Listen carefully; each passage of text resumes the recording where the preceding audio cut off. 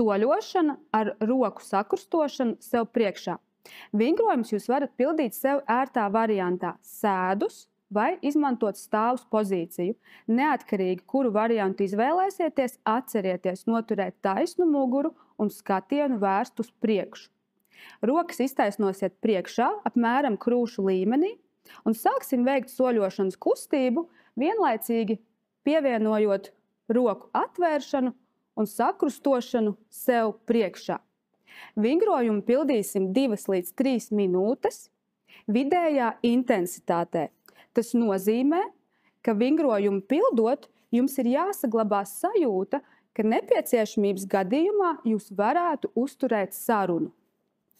Pildām vingrojumu 2 līdz 3 minūtes, un kustību amplitūdu, kādā mēs virzām rokas un ceļam kājas, mēs arī varam izvēlēties sev ērtāko. Celt augstāk, kustību amplitūdu veikt lielāku vai saglabāt šo kustību amplitūdu nedaudz mazāku. Pildot vingrojumu, atcerieties vienmēr elpot. Neaizturiet elpu. Pareizākais veids, kā elpot, būtu ieelpu veikt caur degunu un izelpā caur muti.